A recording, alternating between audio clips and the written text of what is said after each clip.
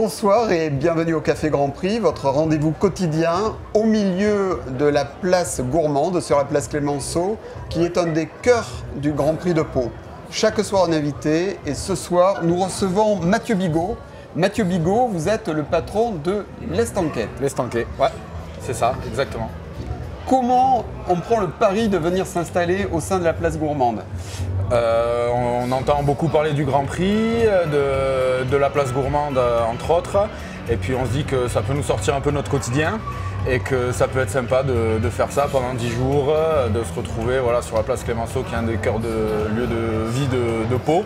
Et puis du coup c'est sympa et nous on s'éclate pendant 10 jours, enfin 12 jours.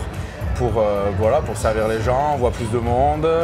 Voilà, vous êtes venu en plus en voisin, puisque votre établissement est situé sur le cours Bosquet à 300 mètres. Ouais, à peu près, c'est ça. On va dire que c'est un côté pratique, hein, parce qu'on a pas mal de réserves dans notre établissement. Et du coup, pour faire les allers-retours, on peut y aller à pied, c'est plus facile. Là, l'avantage de cette place gourmande, c'est qu'il y a une quinzaine de bodegas, parce qu'on peut employer le terme, ouais. Assez complémentaires. Vous, votre spécialité, c'est quoi? Alors nous, notre spécialité, on reste sur ce qu'on fait dans notre établissement en fait. On fait 2-3 trucs en plus, mais pas des choses sensationnelles. On reste sur du typique espagnol avec des croquetas qui sont faites maison, de la chistorra, du chorizo au cidre, des planches de charcuterie qui viennent d'Espagne, et puis voilà, après du vin. Des chipirons. Des chipirons aussi également. Ils sont excellents. Les chipirons sont excellents. Du vin local, on a vu. On a un peu de vin local et un peu de vin espagnol, même du vin chilien. Voilà, on essaye d'avoir, même ici où les gens sont là pour faire essentiellement la fête et tout ça, on essaye d'avoir quand même un large choix et qu'ils puissent y en avoir pour tous les palais et à tout moment de la journée. On a vu dès les premières journées beaucoup de monde quand même lors de l'inauguration, avec un public très familial. Ça change un peu de votre établissement ou c'est la même population? Après, oui, ça change un peu forcément. Famille, on en a un petit peu, mais après on a essentiellement des travailleurs. Le midi, c'est du repas sur le pouce. C'est des gens qui prennent pas forcément trop le temps de manger. Donc là, c'est vrai qu'on a vu des gens qui sont là pour déambuler, pour profiter. Donc ils prennent le temps de manger le midi, ils sont à la cool, ils sont en famille, entre amis. Voilà, c'est sympa. On a vu aussi qu'il y avait une bonne ambiance de chaque côté du comptoir, avec une équipe très sympa chez vous. Ouais, une équipe très sympa. Nous, on fait un truc un peu familial, donc voilà, donc c'est sympa.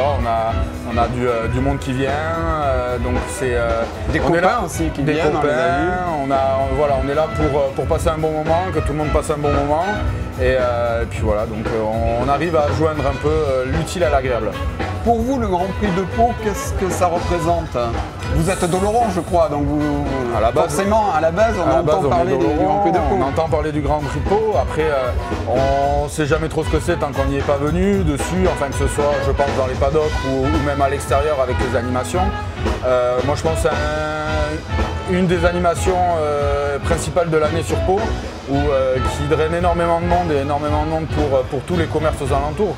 Je ne parle pas que de la place gourmande. Et donc c'est vraiment un événement, on se rend compte que 2 mois, 3 mois avant, tout le monde en parle, quoi. Que ce soit du début du montage jusqu'à la fin du démontage, tous les Palois parlent du Grand Prix. C'est impressionnant, même ceux qui ne vont pas le voir. Vous vivez un peu le Grand Prix par procuration parce que vous êtes bloqué sur la place Clémenceau et les courses se passent plus bas. Ouais, on va dire qu'on voit pas trop grand chose.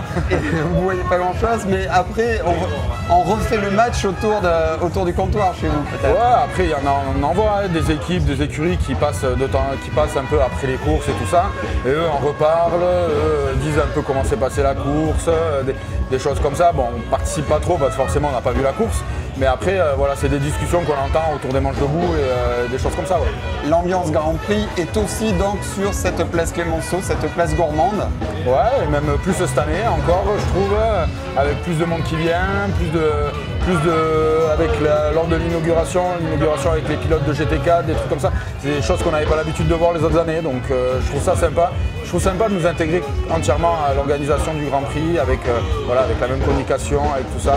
C'est vrai qu'on était un peu un lieu à part et on devient un lieu à part entière. Et je trouve ça sympa. Mathieu, merci. Pour une fois, c'est le patron qui vient au Café Grand Prix. Merci d'avoir participé, d'avoir joué le jeu. Je vous souhaite une bonne soirée. Je vous donne rendez-vous demain pour un nouveau rendez-vous au Café Grand Prix.